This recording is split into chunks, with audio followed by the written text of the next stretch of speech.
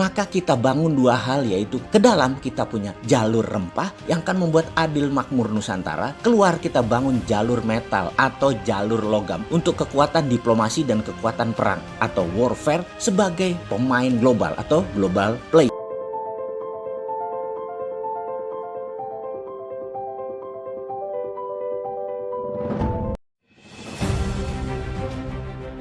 Salah satu yang dibutuhkan oleh bangsa Indonesia saat ini adalah redraw map atau menarik gambar ulang peta nasional, bernegara dan berbangsa. Buat semacam BRI-nya Cina, Belt Road Initiative atau MAGA, Make America Great Again, yang aplikatif dan jangan normatif atau utopia. Misalnya kata adil makmur, musyawarah mufakat. Dua kata ini seakan hilang dalam prakteknya saat ini. Saat ini kita seakan tidak pernah bermusyawarah lagi. Kemufakatan hanya terjadi dengan menggunakan voting atau suara terbanyak. Kata adil makmur terpisah. Makmur tetapi tidak adil. Semua ini bisa dibenahi dengan cepat kalau kita mempunyai platform bernegara yang diawali dengan big vision, visi besar bangsa atau nation interest. Sekali lagi kita tanya ke kebanyakan orang nih ya, kita bertanya pertanyaan terbuka. Misalnya kita tanya kepada Pak Ojol, Pak Ojol, Indonesia ke depan mau kemana sih? Atau kita tanya, Bu Warteg, Indonesia ke depan mau kemana ya? Atau kita tanya, Pak dosen, seorang guru besar, Pak, Indonesia mau kemana ke depannya? Jenderal bintang 2, polisi, kita tanya, Indonesia mau kemana ya? Anggota DPR pusat kita tanya, Indonesia mau kemana Pak? Menteri pejabat sekarang kita tanya, sebenarnya Indonesia mau kemana sih? Kita tanya kepada oligarki saat ini, Indonesia menurut Anda mau kemana arahnya? Kita tanya guru SD, kita tanya tukang penjaga rel kereta api, kita tanya nelayan motor tempel 1,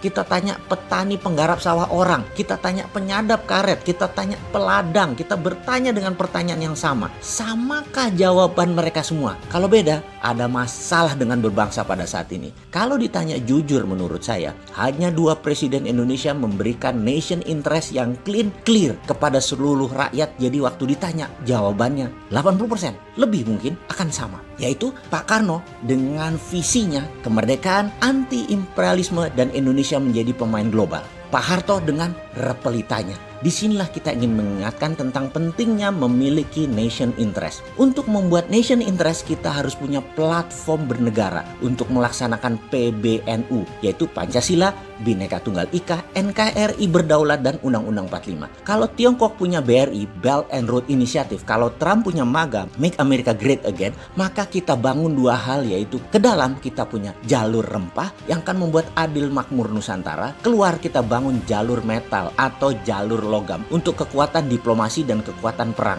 atau warfare sebagai pemain global atau global player. Maaf, lompat sebentar mumpung keingat. Kalau kita dapat mandat nih ya, maka Kementerian Pertahanan atau Defense Ministry akan kita ubah menjadi Kementerian Perang atau Ministry of War. Bukan DOD lagi atau Department of Defense, tapi Department of War. Menteri perangnya sangar. Jabatan di bawahnya ada Panglima TNI dan Kapolri. Menteri ini adalah jabatan politik. Panglima TNI dan Kapolri adalah jabatan operasional. Trident Trisula ini akan menjadi kekuatan diplomatik yang sangat disegani di ASEAN dan wilayah Indo-Pasifik. Untuk kekuatan shadow-nya akan dibangun CIA-nya Indonesia di bawah kementerian ini, di mana BAIS dan Baintelkam Polri di bawah Pusat Intelijen Indonesia yang kita akan buat ini. Namanya PII kalau disingkat. BIN adalah FBI-nya Indonesia, usernya presiden. Keduanya bertemu di NSC, National Security and Defense Council versi Indonesia. Man in Black-nya versi Indonesia. Jadi semua satu suara, satu arah, seiring sejalan Indonesia berdaulat. Kembali ke topik. Sebagai bukti untuk membangun power atau kekuatan diplomasi,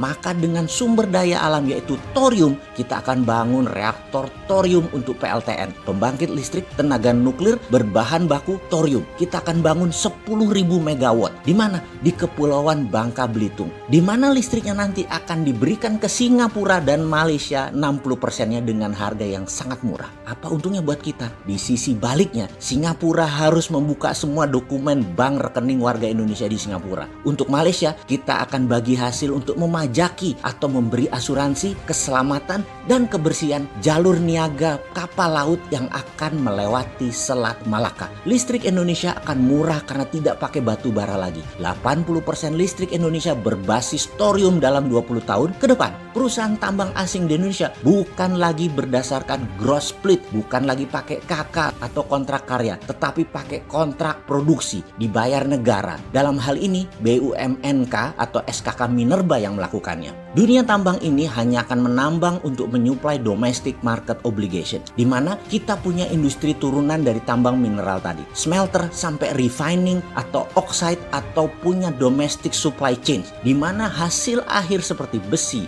baterai adalah milik perusahaan lokal. Kita tidak akan pernah lagi menjual tanah air seperti batu bara misalnya. Tidak ada lagi yang diekspor mentahan. Kita akan jadikan syngas atau metanol dan industri kimia turunan lainnya. Ini semua kalau dikerjakan akan membuat Indonesia menjadi negara kekuatan tawar tertinggi di dunia. Semoga kita tidak hanya mementingkan FDI, foreign direct investment asing ke Indonesia, sehingga melupakan kekuatan sendiri. Jujur, kita takut sumber daya alam kita habis bukan sebagai alat tawar, tetapi buat cari makan.